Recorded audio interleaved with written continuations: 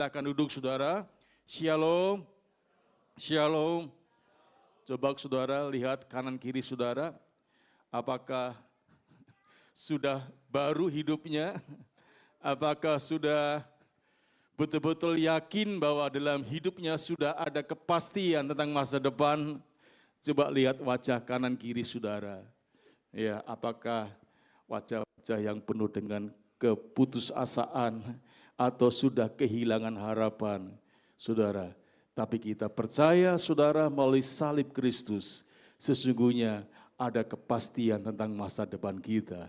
Nah, saudara, pada pagi hari ini kita akan belajar satu firman Tuhan dari BPP, saudara, dari sinode kita, ya, secara nasional memberikan tema untuk Jumat Agung hari ini, yaitu kuasa darah Kristus. Kuasa darah Kristus. Saudara, kita akan belajar kuasa apa yang terdapat dalam darah Kristus. Memang tidak cukup kita untuk membicarakan atau merenungkan begitu banyak kuasa daripada darah Yesus. Tetapi kita akan belajar dari kitab Wahyu pasal 12 ayat 10 sampai 11 saja supaya kita lebih fokus kuasa darah Kristus bagi orang-orang yang percaya kepada Tuhan. Kuasa darah Kristus, Wahyu 12 ayat 10 sampai ayat yang ke-11, sebetulnya ayat 12 enggak apa-apa juga saudara, tapi ya enggak apalah, ayat 11 saja. Kita akan baca bersama-sama saudara ayat-ayat ini sampai telinga kita mendengar perkataan kita, karena saudara, ya, orang bahagialah orang yang mendengar firman Tuhan. Orang berbahagialah orang yang memperkatakan perkataan firman Tuhan. Dan iman timbul dari saudara, pendengaran akan firman. Nah, bagaimana kita mendengar firman kalau tidak ada suara? Ya, oleh karena itu, saudara, dengan suara yang lantang dan keras, katakan ayat 10 sampai 11. Mari kita baca bersama-sama. 1, 2, 3. Dan aku mendengar suara yang nyaring di surga berkata, sekarang telah tiba keselamatan dan kuasa dan pemerintahan Allah kita dan kekuasaan Dia yang diurapinya, karena telah dilemparkan ke bawah pendakwa saudara-saudara kita yang mendakwa mereka siang dan malam di hadapan Allah kita. Dan mereka mengalahkan Dia oleh darah anak domba dan oleh perkataan kesaksian mereka, karena mereka tidak mengasihi nyawa mereka sampai ke dalam maut. Saya akan bacakan bagi saudara. Dan aku mendengar suara yang nyaring di surga berkata, ini adalah Rasul Yohanes saudara. Dia mendengar perkataan dari surga yang isinya atau bunyinya demikian, sekarang telah tiba. Sekarang telah tiba, bukan nanti, tapi sekarang telah tiba, yaitu apa? Keselamatan, kuasa, dan pemerintahan Allah kita, dan kekuasaan Dia yang diurapinya, karena telah dilemparkan ke bawah pendakwa saudara-saudara kita, yang mendakwa mereka siang dan malam di hadapan Tuhan. Dan mereka mengalahkan Dia oleh darah anak domba dan oleh perkataan kesaksian mereka, karena mereka tidak mengasihi nyawa mereka sampai ke dalam maut. Saudara yang dikasihi Tuhan, banyak orang Kristen hidup dalam dua realitas yang bertolak belakang. Di satu sisi, saudara, orang Kristen percaya bahwa dia sudah menerima keselamatan, karena memang itu adalah janji Tuhan. Barang siapa yang percaya kepada Tuhan, tidak binasa melainkan beroleh hidup yang kekal. Itu bukan mudah-mudahan saudara, itu bukan moga-moga. Tetapi ada satu kepastian jaminan. Sebagaimana dikatakan dalam Injil Yohanes, dikatakan di sana ayat 10 sampai pasal 10 ayat 28 dikatakan di sana, bahwa kita diselamatkan untuk selama-lamanya dan tidak ada seorang pun yang bisa merebut kita dari tangan Tuhan. Artinya apa saudara? Ada satu kepastian barang siapa yang percaya kepada Yesus, barang siapa yang menerima Yesus sebagai Tuhan dan Juru Selamat saudara, secara pribadi, bukan karena diojok-ojoki, bukan karena ditarik-tarik, bukan karena dirayu-rayu, tapi dengan kesadaran sendiri. Menerima Yesus sebagai Tuhan dan Juru Selamat saudara, jaminannya saat itu pula saudara, kita dimeteraikan oleh kuasa Roh Kudus sebagai cap tanda milik bahwa kita sekarang ini miliknya Allah. Sehingga dikatakan dalam kitab Yohanes juga, kita diangkat, diberikan kuasa untuk menjadi apa saudara? Untuk menjadi apa? Anak Allah. Ini bukan sesuatu yang saudara, janji-janji saja, tapi faktanya enggak saudara. Apa yang difirmankan Tuhan, apa yang dikatakan Tuhan itu ya dan amin. Saudara, jadi satu sisi orang percaya, punya keyakinan, punya kepercayaan, dia diselamatkan. Sudah enggak lagi ragu akan masa depannya saudara. Yang pasti dia akan berakhir bersama dengan Yesus di surga. Tapi di sisi yang lain saudara, kita masih hidup dalam rasa kalah. Karena apa saudara? Karena kita dituduh, diintimidasi, dan dikalahkan oleh iblis dan dosa. Satu sisi, ada satu keyakinan akan kepastian, keselamatan. Tapi di sisi yang lain saudara, kita masih hidup dalam rasa kalah. Bahkan sering banyak dikalahkan karena ada dituduh, diintimidasi, dan dikalahkan oleh karena kuasa iblis dan dosa. Nah saudara yang dikasihi Tuhan, dalam kitab Wahyu yang kita pelajari tadi, membuka kenyataan rohani yang sering tidak kita lihat saudara. Apa saudara itu? Yaitu adanya peperangan besar melawan iblis si pendakwa saudara-saudara kita. Kalau kita membaca ayat sebelumnya saudara, ya ayat 5 sampai ayat 9, di sana didahului. Di surga ada apa saudara? Ada apa? Ada peperangan yang besar. Malaikat Mikael saudara. Bersama dengan pasukannya bertempur dengan siapa? Naga atau iblis. Dan saudara, di situ terjadi peperangan yang luar biasa. Tapi saudara, kabar baiknya, ya ada kabar baiknya bahwa kemenangan itu sesuatu yang sudah diberikan, kemenangan sudah diraih oleh pasukannya Allah. Saudara, sehingga pasukan iblis itu saudara dikalahkan kemudian dibuang, dilemparkan ke bawah. Kemana saudara? Kemana? Dilemparkan ke bawah kemana saudara? Ke bumi. Saudara, dilemparkan ke bumi. Di surga bersukacita, tapi ada peringatan yang besar bagi kita yang hidup di bumi. Kalau saudara baca ayat yang ke-12 dari ayat Wahyu pasal 12 tadi saudara. Ya. Di balik sukacita tapi ada suatu kewaspadaan. Kenapa saudara sukacita? Karena iblis sudah dikalahkan. Iblis sudah dikalahkan dengan mutlak. Tapi di balik itu saudara, iblis menyadari bahwa waktu yang dia miliki sangat singkat dan sempit.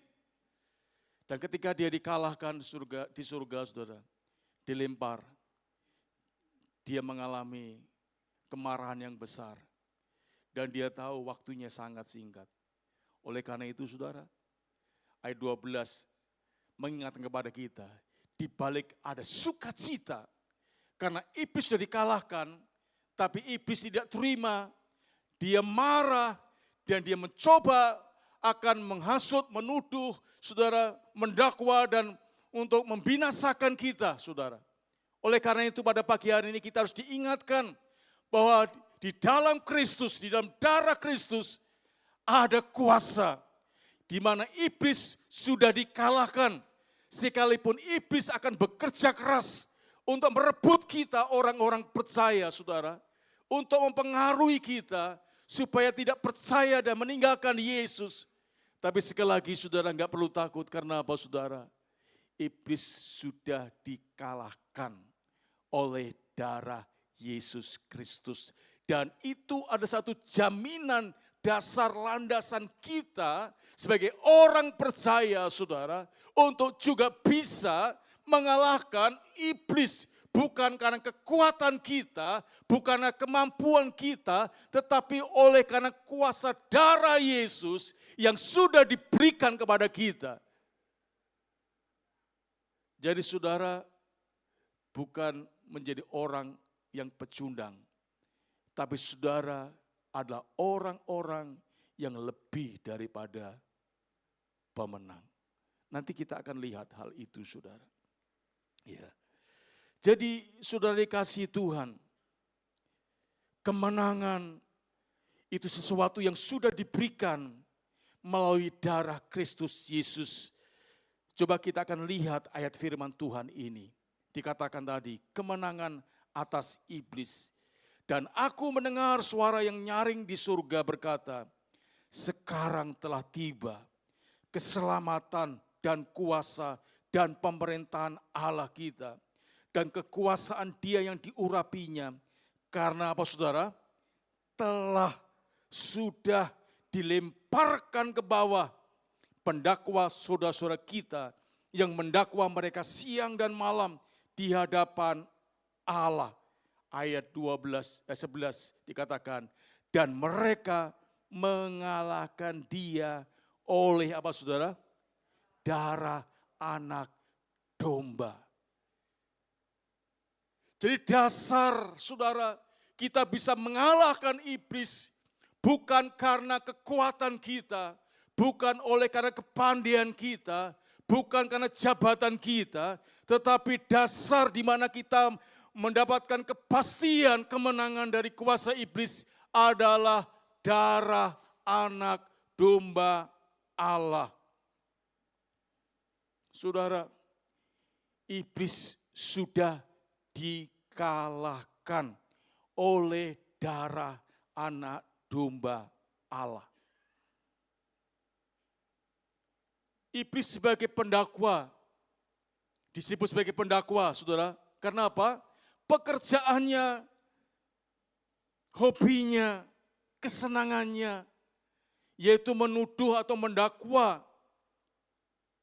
Dan dikatakan mendakwa enggak mengenal waktu. Dikatakan menuduh mendakwa siang dan malam. Artinya apa saudara? Dia itu enggak pernah menyerah, enggak pernah putus asa. Dia enggak pernah mundur, terus maju bergerak. Untuk apa saudara? Untuk melakukan tindakan yaitu menuduh, mendakwa kita sebagai anak-anak Tuhan tentang apa saudara? Masa lalu kita. Setiap kita, saudara, punya masa lalu. Entah itu baik, entah itu buruk. Nah seringkali, saudara, iblis itu mendakwa kita, menuduh kita tentang masa lalu kita. Di mana kita adalah orang-orang yang penuh dengan dosa. Kita akan dituduh itu, saudara. Kita akan dipojokkan di situ. Kemudian kita dituduh kita itu gagal. Tidak mungkin kita akan bisa mencapai kehidupan yang berkenan dan layak kepada Tuhan. Karena kita adalah manusia yang berdosa. Sehingga kita dituduh kita tidak akan pernah layak di hadapan Tuhan. Dan kemudian saudara menuduh relasi dengan Allah. Bahwa Allah kita itu Allah yang tidak sungguh-sungguh mengasihi kita. Tidak akan memperdulikan kita, tidak akan memperhatikan kita, bahkan tidak akan menjamin, menjaga, memelihara, melindungi kita. Itu adalah saudara senjata yang dilakukan oleh iblis untuk dilemparkan kepada kita, saudara. Dengan tujuan apa, saudara? Supaya kita, saudara, terus memiliki rasa bersalah, merasa berdosa dan merasa tidak layak di hadapan Tuhan. Dan akhirnya ujungnya adalah kita kemudian tidak lagi mau beribadah, mau dekat-dekat dengan Tuhan. Karena merasa kita enggak layak, enggak berkenan kepada Tuhan. Dan ujungnya adalah akhirnya kita meninggalkan Tuhan. Dan itu yang diingini. Dan itulah tujuan iblis dengan cara menuduh kita, saudara. Sampai hari ini banyak orang, saudara, tidak bisa lepas dari tuduhan semacam ini. Sehingga banyak orang Kristen akhirnya mereka tidak bisa maju-maju dalam Tuhan. Enggak bisa bertumbuh dalam Tuhan. Kenapa, saudara? Karena merasa dirinya tertuduh masa lalunya. Sekali lagi, saudara, semua kita yang hadir punya masa lalu. Ya, punya masa lalu. Tapi kita harus ingat, saudara, bagaimanapun buruknya masa lalu kita, ketika kita datang kepada Yesus, kita bertobat dan percaya kepada Yesus, maka kuasa darah Yesus akan menyucikan, akan menebus dosa-dosa kita. Sehingga dalam kitab Yesaya pasal 1 ayat 18 digambarkan di sana. Sekalipun dosa kita merah seperti apa, saudara? Kirmizi. Akan apa, saudara? Diputihkan, dipulihkan seperti apa? Putih seperti salju. Walaupun merah seperti kain apa? Kesumba, akan diputihkan seperti bulu domba. Merah seperti kirmizi artinya pekat. Enggak mudah untuk apa, saudara? Hilang noda-nodanya. Bekasnya itu enggak bisa hilang. Tapi saudara, sekali lagi, darah Yesus bisa menyucikan dan memurnikan, memutihkan. Sampai seputih seperti salju. Putih seperti bulu domba. Artinya bagi Tuhan enggak ada yang mustahil. Karya Tuhan sanggup untuk mengatasi dosa seberat apapun. Masa lalu saudara sejelek apapun, saudara. Ketika engkau datang kepada Tuhan, kuasa darah Yesus sanggup untuk menyucikan saudara.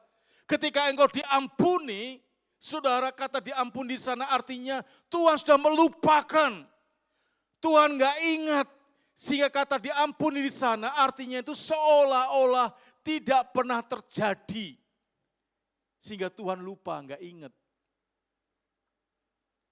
Tuhan hanya lupa satu perkara ini saja. Yang lain Tuhan ingat. Tapi satu ini dikatakan Alkitab, Tuhan lupa, Tuhan enggak ingat. Ya. Yaitu ketika Tuhan mengampuni dosa saudara saya. Jadi ketika iblis menuduh saudara, saudara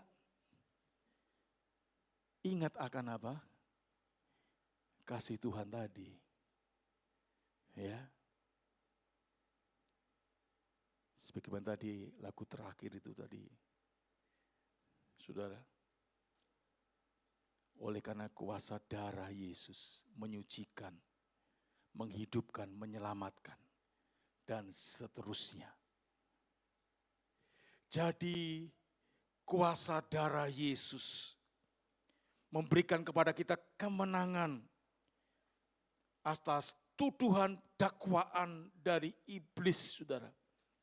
Memang itu adalah pekerjaannya, itu adalah tugasnya, supaya saudara tidak yakin, tidak percaya. Dan akhirnya saudara tidak mau bersama dengan Tuhan. Itu adalah tujuannya. Iblis menuduh saudara, mendakwa saudara tentang masa lalu saudara. Oleh karena itu saudara, ketika saudara saat ini masih ada rasa bersalah, tapi ketika saudara mengaku Yesus sebagai Tuhan Juru Selamat, saudara sudah mengaku dosa-dosa saudara, Bukankah Tuhan kita itu Allah yang adil dan setia? Dalam kitab apa saudara? 1 Yohanes pasal 1 ayat 9 kalau enggak salah. Ketika kita mengaku dosa kita, maka Allah akan mengampuni sebagian atau semua, segala. Akan mengampuni semua dosa kita. Dan Tuhan apa? Akan menjauhkan kita dari perkara yang jahat.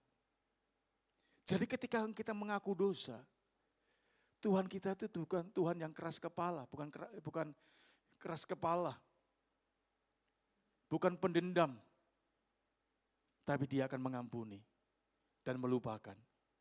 Dan akhirnya Tuhan akan melindungi saudara dari perkara yang jahat, supaya saudara tidak jatuh ke dalam dosa yang sama.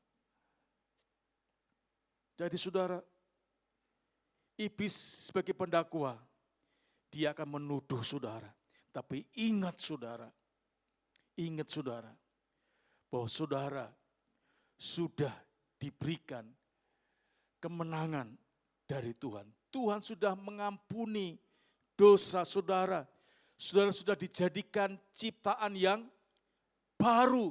Masa lalu saudara sudah berlalu. Sekarang masa depan saudara, masa depan yang baru bersama dengan Tuhan.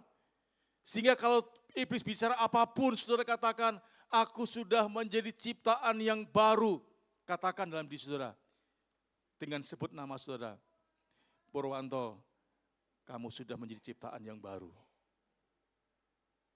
Katakan dalam pribadi saudara, bahwa aku sudah menjadi ciptaan yang baru.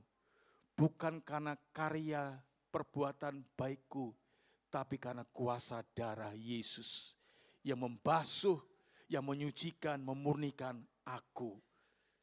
Saudara, jadi yang pertama, melalui firman Tuhan pada pagi hari ini, kita diberitahu kepada kita, bahwa musuh kita sudah dikalahkan oleh darah Yesus Kristus.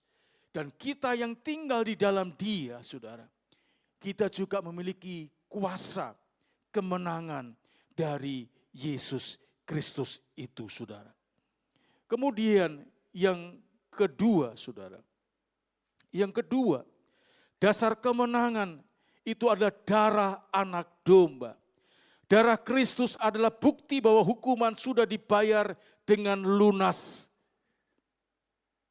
Saudara, jadi dasar kemenangan kita kepada iblis bukan sekali lagi oleh karena perbuatan baik kita, bukan karena kekuatan kita, tapi semata-mata dikatakan firman Tuhan, yaitu oleh darah anak domba. Dan darah Kristus itu membuktikan bahwa hukuman sudah dibayar dengan lunas. Upah dosa adalah maut. Hukuman dosa adalah maut, kematian. Dan itu sudah dibayar, saudara. Hukuman itu sudah dibayar oleh darah Yesus Kristus. Sehingga, saudara, kematian itu tidak lagi berkuasa atas kehidupan orang-orang yang percaya. Memang, saudara, kita semua akan meninggal, saudara. Tapi setelah itu, saudara, kita akan dibangkitkan kembali. Akan dibangkitkan kembali. Artinya di sini bahwa kuasa maut tidak lagi berkuasa atas kehidupan orang-orang percaya. Kenapa, saudara? Karena orang percaya pada waktu Yesus dan kedua kalinya akan dibangkitkan kembali. Bahkan memakai tubuh kemuliaan yang baru. Tubuh kita yang kita diami sekarang ini, yang kita miliki ini, saudara, akan kembali ke tanah. Karena kita dibuat dari tanah, akan kembali kepada tanah. Dari debu akan kembali kepada debu. Tapi roh kita kepada Tuhan. Tapi pada waktunya nanti, tubuh ini, saudara, akan diganti. Tubuh kemuliaan Tuhan. Sehingga ruang dan waktu ini tidak akan menjadi penghalang pada kita.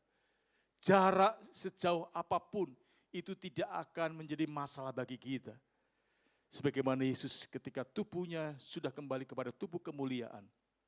Saudara, Dia bisa menembus masuk, saudara, rumah tanpa harus membuka pintu, saudara. Saudara, tembok setebal apapun tidak akan menjadi penghalang bagi kita untuk bisa masuk di dalamnya. Jarak sejauh apapun, saudara, kita tidak akan capek, saudara. Karena apa, saudara? Sekali lagi, ada kekuatan Allah yang melimpah-limpah dalam kehidupan orang-orang percaya nanti, saudara. Ya, jadi dasar kemenangan itu adalah darah anak domba Allah. Darah Kristus berkuasa untuk memberikan kemenangan bagi kita. Dan tidak ada lagi dasar tuduhan yang menggoyahkan posisi kita di dalam Kristus. Jadi tidak ada tuduhan apapun, dakwaan apapun yang akan bisa menggoyahkan posisi kita di dalam Kristus. Coba saudara kita baca dalam kitab Roma pasal 8. Roma pasal 8 ayat 33. Ini suatu kepastian, saudara, kemenangan iman bagi orang yang percaya. Roma 8 ayat yang ke-33 dikatakan di sana. Siapakah yang akan menggugat kita, dalam terjemahan yang lain, saudara? Atau saya akan bacakan terjemahan ya, Indonesia literal yang jilid 3. Dikatakan di sana, siapakah yang akan melemparkan tuduhan terhadap yang dipilih Elohim atau Allah? Elohim, dialah yang membenarkannya.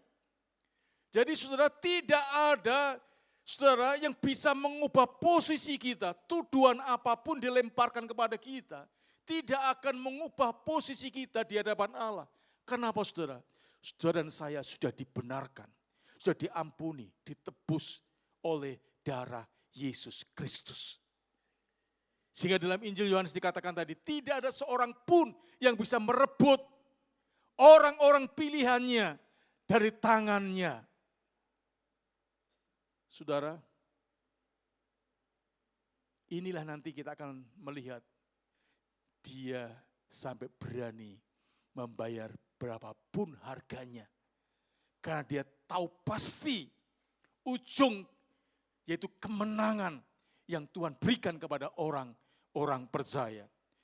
Jadi saudara, oleh karena darah Yesus, posisi kita di dalam Kristus tidak akan pernah bisa diganti oleh apapun atau diubah oleh apapun, saudara.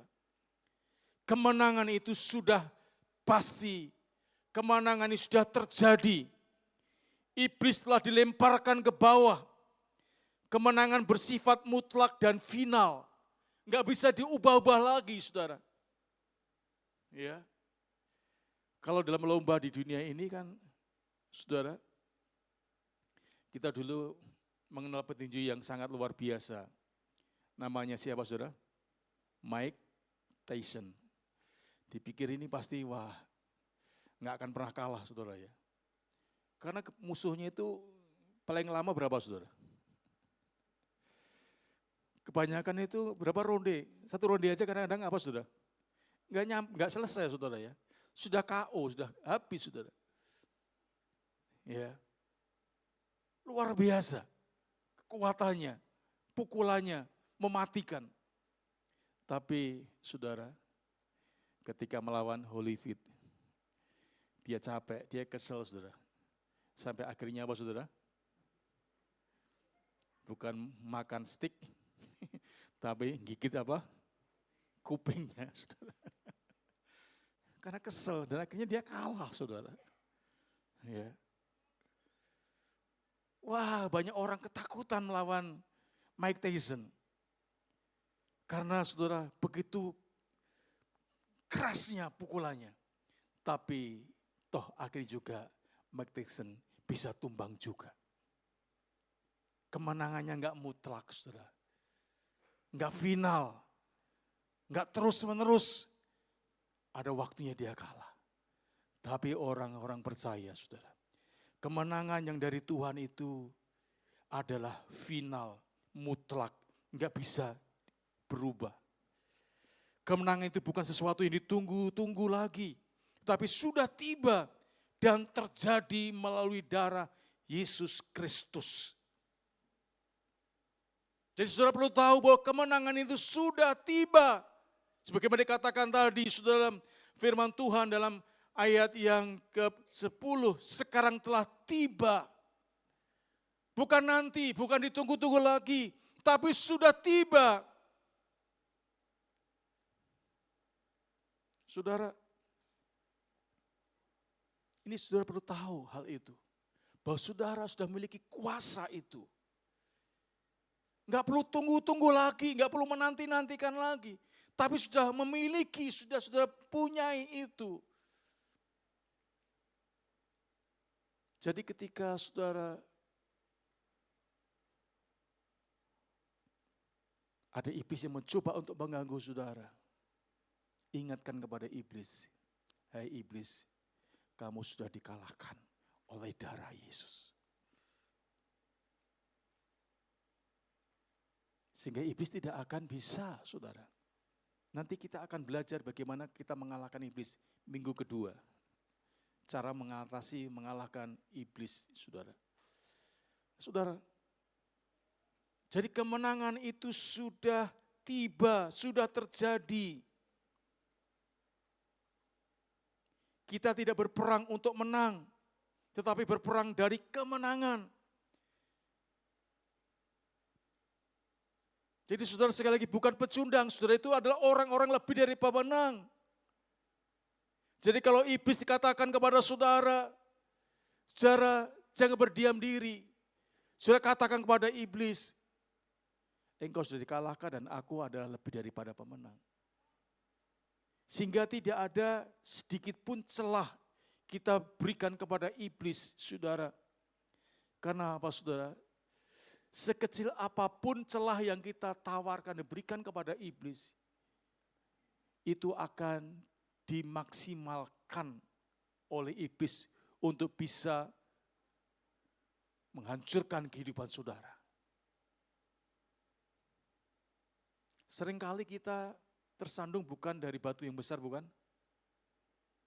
Kalau ada batu gede gitu seperti ampli ini, saudara pasti apa? Wah, dilewati, saudara.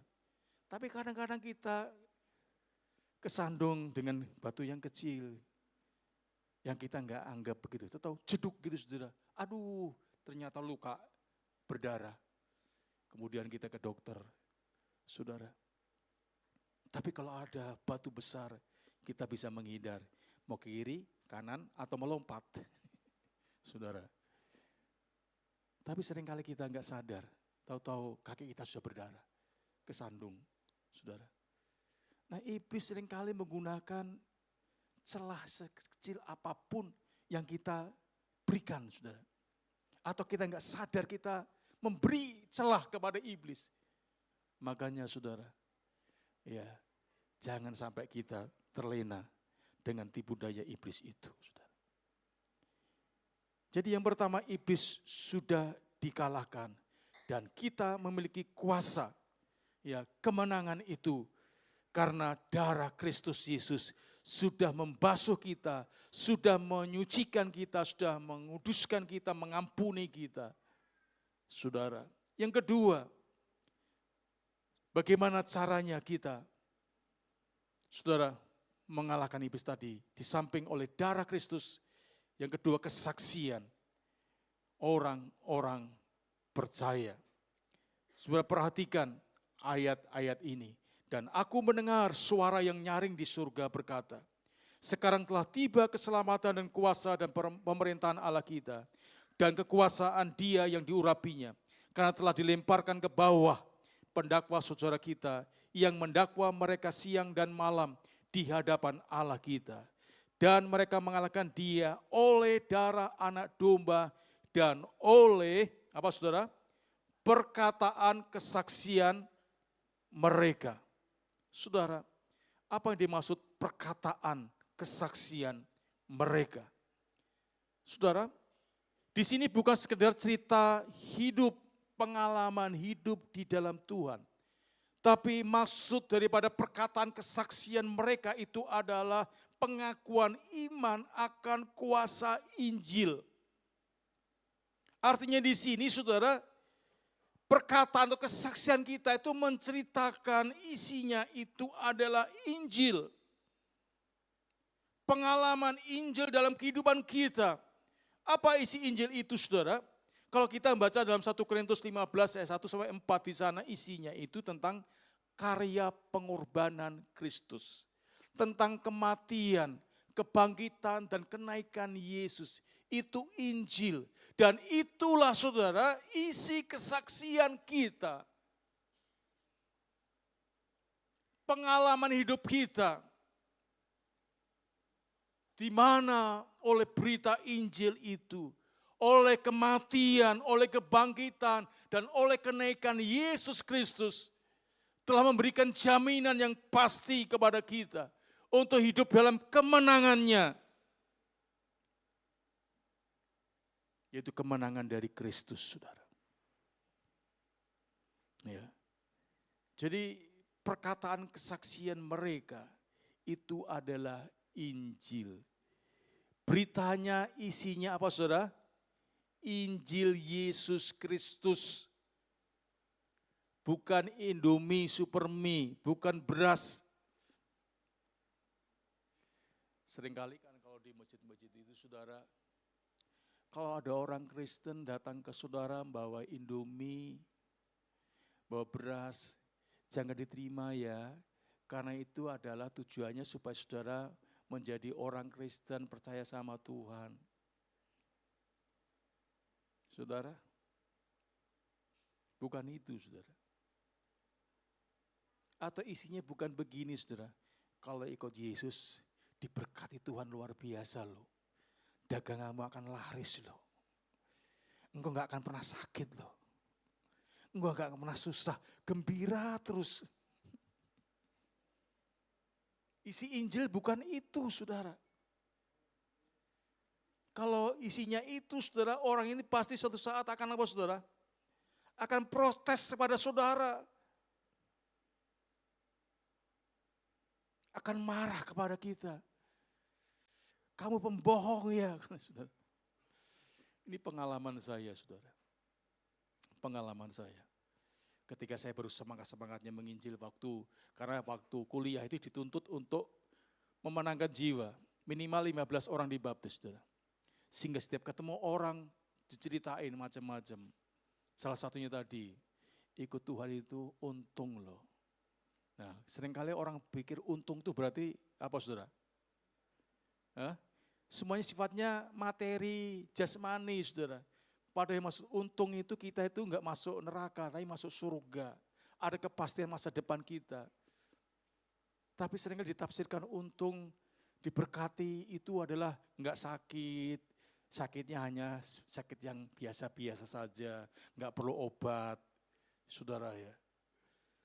Semuanya berjalan dengan lancar, dengan baik. Sehingga saudara ketika jadi orang Kristen, loh, dulu langganannya baik-baik semua. Langganannya rajin datang untuk membeli barang-barangnya. Tapi setelah dia jadi orang Kristen, saudara, langganannya lari semua. Gara-gara apa? Dia sekarang jadi orang Kristen. Oh, jadi orang Kristen jadi susah. Jadi enggak banyak berkat, untungnya enggak banyak. Langgarannya pergi semua. Saudara, tapi isi Injil adalah bicara tentang penderitaan Kristus, salib Kristus, kebangkitan Kristus, kenaikan Tuhan Yesus, kepastian hidup kekal bersama dengan Kristus. Itu, dan itu yang harus saudara ya saksikan, kepada orang-orang yang ada di sekitar kita, supaya iblis tidak lagi saudara bisa bergerak. Karena apa, saudara? Karena iblis sudah dikalahkan oleh dia. Ya. Jadi, saudara, kesaksian melalui perkataan kita. Yang kedua dikatakan kesaksian sebagai senjata rohani. Kesaksian berarti menyatakan apa yang Kristus sudah lakukan dalam kehidupan kita. Kesaksian sebagai senjata, saudara, untuk melawan iblis tadi, yaitu menyatakan apa yang Kristus sudah lakukan. Artinya, apa yang Tuhan sudah lakukan dalam hidup saudara? Yesus apa, saudara? mati di kayu salib. Itu yang Tuhan lakukan bagi kita. Dia dikuburkan, kemudian pada hari ketiga bangkit, kemudian naik ke surga. Itu yang Tuhan lakukan, itu yang perlu saudara saksikan. Sehingga kehidupan saudara sekarang ini berubah karena apa? Karena Yesus. Karena Yesus. Jadi semuanya itu dasarnya karena Yesus. Apa yang dibuat oleh Yesus. Dan iblis tidak akan bisa buat apa-apa, saudara. Kalau kesaksiannya, isinya tentang Yesus Kristus. Dan untuk itu saudara kita harus berani menolak kebohongan dengan kebenaran. Ketika iblis berkata kamu berdosa, kita bisa jawab aku sudah ditebus. Iblis berkata kamu gagal, kita bisa jawab aku sudah dibenarkan oleh kasih karunia Kristus. Jadi saudara, kita harus melawan dengan kebenaran apa yang dikatakan dilakukan oleh Yesus Kristus. Ya memang kita adalah orang berdosa. Tetapi oleh karena kasih Yesus, kita dibenarkan. Kita dipulihkan, kita diselamatkan. Bukan karena kuat gagah kita, bukan karena jasa-jasa kita, tetapi semata-mata karena kasih Yesus, karena kasih karunia Yesus dalam kehidupan kita. Saudara, kalau ini saudara yang terjadi, saudara, sekali lagi iblis tidak akan bisa buat apa-apa. Ya. Kemudian kesaksian itu aktif, bukan pasif. Orang percaya tidak diam menghadapi tuduhan, tapi harus berbicara, mengaku dan berdiri dalam kebenaran. Saudara, tidak diam, tidak pasif, tapi aktif. Kita harus melawan dengan cara apa, saudara? Kita bicara, kita mengaku, dan berdiri dalam kebenaran. Artinya, sekali lagi saudara, dasar kita, landasan kita, itu adalah firman, itu adalah Kristus. Bukan diri kita, bukan kebaikan kita, bukan apa yang kita dapatkan, saudara, berkat apa yang kita dapatkan, tetapi saudara kita lawan. Ya, kita hadapi dengan nama Yesus, dengan darah Yesus. Sehingga tidak ada celah sedikit pun iblis akan masuk. Ya. Tapi kalau kita pakai kebaikan kita, saudara, maka ini kesempatan iblis. Kita untuk jadi apa, saudara? Orang yang apa? Yang kalau kita menuju kebaikan kita, karena kebaikanku, itu dipakai iblis untuk membawa kita kepada apa? Hidup yang bagaimana? Sombong, tinggi hati. Siapa dulu gua? Saudara, kalau nggak ada gua, nggak akan begini. Saudara, itu kalau kita pakai tadi, sedikit aja saudara, itu dipakai. Nggak sadar kemudian kita jadi orang yang sombong, tinggi hati.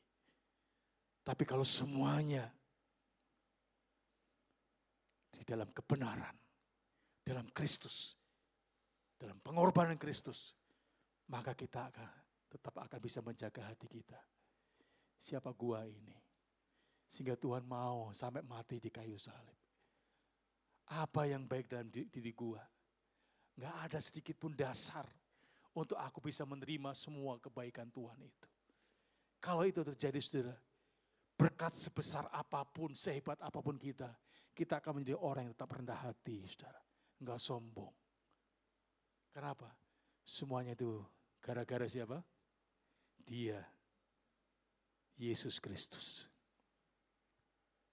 Kemudian berikutnya yang kedua, yang ketiga, yaitu keteguhan sampai mati. Dikatakan tadi ayat yang ke-11 bagian akhir. Dan mereka mengalahkan dia oleh darah anak domba dan oleh perkataan kesaksian mereka. Karena mereka tidak, apa saudara, mengasihi nyawa mereka sampai ke dalam maut. Saudara, mereka tidak mengasihi nyawa mereka sampai ke dalam maut. Kenapa saudara? Dia tidak lagi mengasihi nyawanya, artinya tidak eman-eman nyawanya. Tapi dia memberikan nyawanya. Dia sama mau mengorbankan nyawanya. Kenapa saudara? Karena tadi ayat-ayat sebelumnya ada satu kepastian akan kemenangan yang dimilikinya oleh karena darah Yesus Kristus. Itu membuat dia berani untuk membayar berapapun harganya. Karena dia tahu bahwa dia adalah diberikan kuasa kemenangan dari Kristus. Saudara, ini bicara tentang totalitas penyerahan. Kesetiaan yang tidak bisa ditawar-tawar lagi. Karena ada satu jaminan yang pasti tadi. Sehingga dia berani untuk mengadakan penyerahan secara total atas hidupnya kepada Tuhan.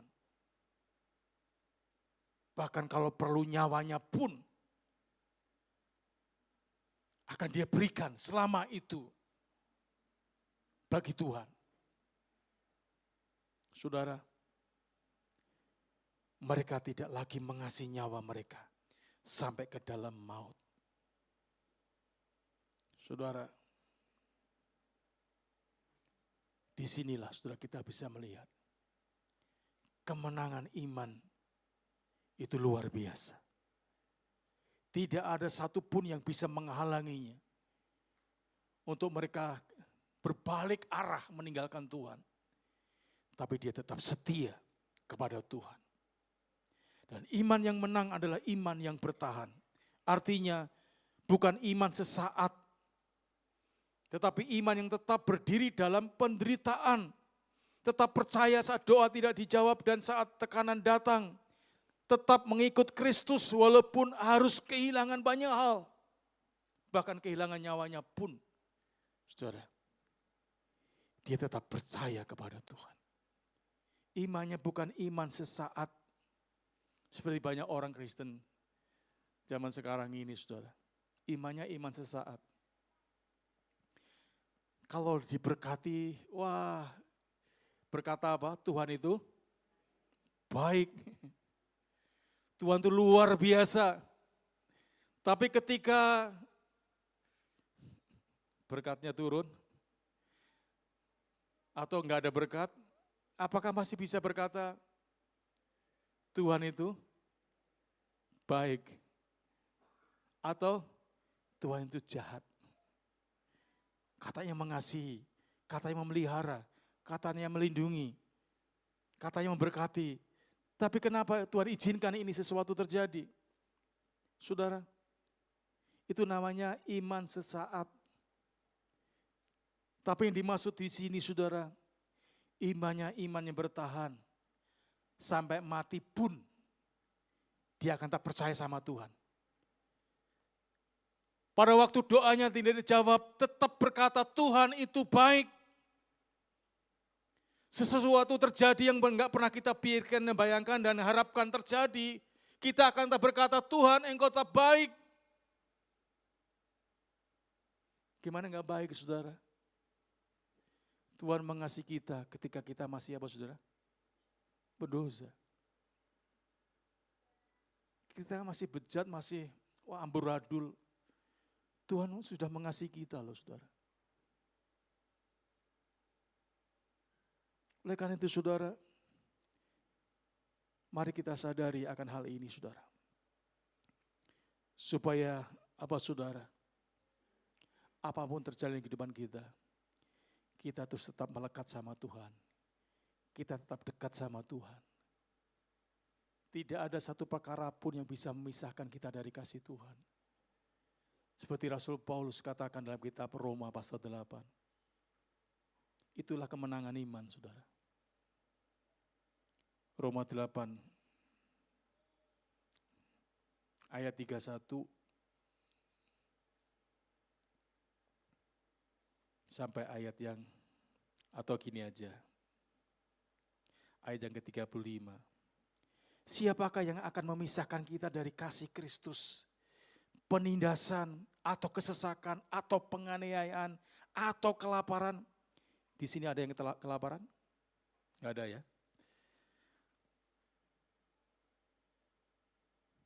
Ketelanjangan atau bahaya atau pedang. Seperti ada tertulis, oleh karena engkau kami ada dalam bahaya maut sepanjang hari. Kami telah dianggap sebagai domba-domba sembelian. Tetapi dalam semuanya itu, kita lebih daripada orang-orang yang menang. Oleh Dia yang telah mengasihi kita. Sebab aku yakin bahwa baik maut maupun hidup, baik malaikat-malaikat maupun pemerintah-pemerintah, baik yang ada sekarang maupun yang akan datang, atau kuasa-kuasa, baik yang ada di atas maupun yang di bawah, ataupun sesuatu makhluk lain, tidak akan dapat memisahkan kita dari kasih Allah yang ada dalam Kristus Yesus Tuhan kita. Luar biasa bukan, saudara? Nah, kenapa, saudara? Orang berani menderita, berani dipancung kepalanya, berani dibakar hidup-hidup, berani dirajam, saudara. Kenapa, saudara? Karena ada satu jaminan yang pasti. Tidak ada yang bisa memisahkan kasih Kristus dalam hidup kita. Oleh karena itu, saudara dikasih Tuhan, dunia melihat kematian sebagai kekalahan. Tapi berbeda, di dalam Yesus justru itu kemenangan. Iblis bertepuk tangan bersorak-sorai ketika Yesus berada di kayu salib. Dipikir dia mati, dia nggak bisa buat apa-apa. Tapi justru melalui kematiannya itulah, saudara, membawa kehidupan,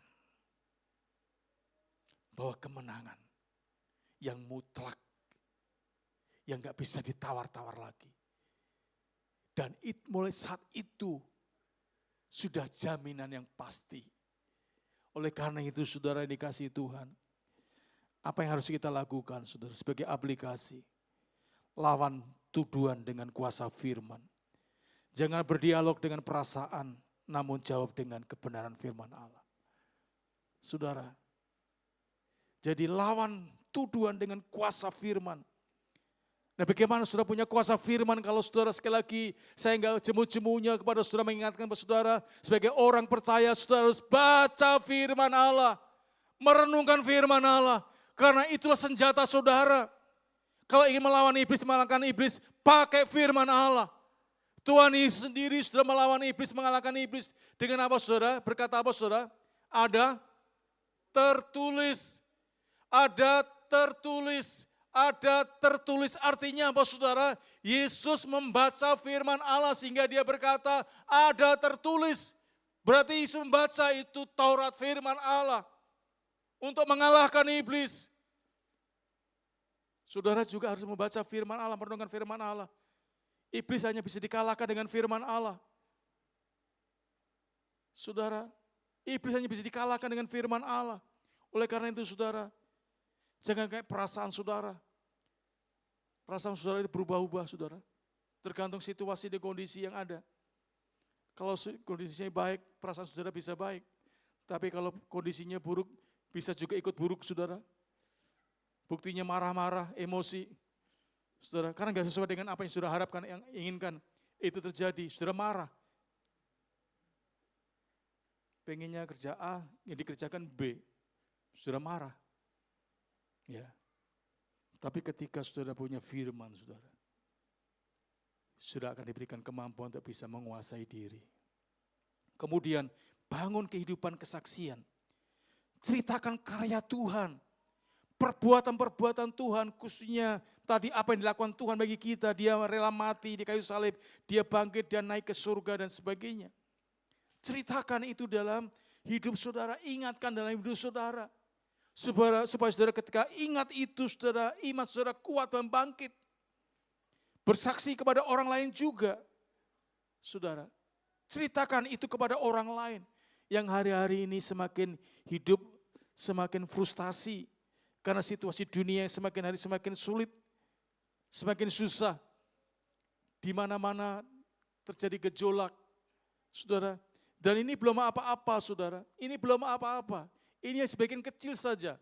Karena ada waktunya nanti, saudara. Orang pergi ke timur, ke barat, kemanapun dia mencari, pengen apa, saudara? Pengen apa? Pengen mati.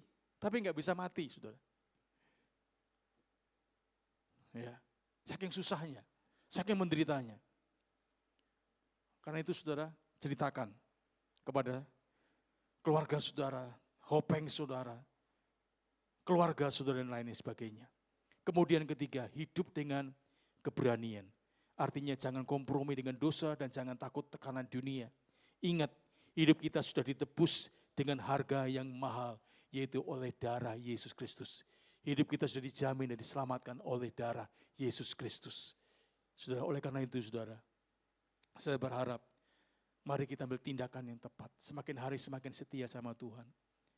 Bukan semakin jauh dari Tuhan. Semakin rajin dan setia beribadah dan melayani Tuhan. Karena apa saudara? Karena begitu mahal harga yang Tuhan sudah bayar atas kehidupan saudara. Mari kita akan menghormati, menghargai karya Allah yang luar biasa itu dengan hidup yang benar kepada Tuhan. Kalau saudara mendapatkan sesuatu dari orang yang punya kedudukan istimewa, kira-kira saudara sia-siakan enggak? Wah, saudara pasti saudara akan pelihara atau saudara akan mempersiapkan diri ini sebaik-baiknya. Karena ada orang yang istimewa akan berhadapan dengan saudara. Saudara, Tuhan Yesus sudah memberikan segalanya bagi kita. Mari saudara, kita berikan sesuatu yang terbaik dalam kehidupan kita kepadanya. Saudara tahu sekali lagi, darah Yesus memiliki kuasa. Kuasanya sudah final, itu sudah dikalahkan kuasa iblis. Oleh karena itu jangan berikan kesempatan, peluang kepada dia yang sudah dikalahkan itu untuk kembali menguasai hidup saudara. Iblis tidak akan bisa buat apa-apa saudara. Ya, karena apa? Karena orang percaya sudah sampai rela mati untuk tetap setia sama Tuhan. Artinya iblis nggak punya kesempatan apa, bofat udah sudah. Kalau menghadapi orang seperti ini sudah nggak bisa buat apa-apa iblis. Oleh karena itu jangan berikan kesempatan sedikit pun kepada iblis. Karena itu akan dibawa semaksimal mungkin untuk bisa kembali menghancurkan hidup saudara. Kiranya firman Tuhan ini mengingatkan kepada kita, bahwa saudara saya ada orang-orang yang lebih dari pemenang. Katakan kanan kiri saudara, Anda orang lebih daripada pemenang. Bangkit, bangkit, bangkit. Yuk saudara, kita akan beri bersama-sama. Kita akan datang kepada Tuhan.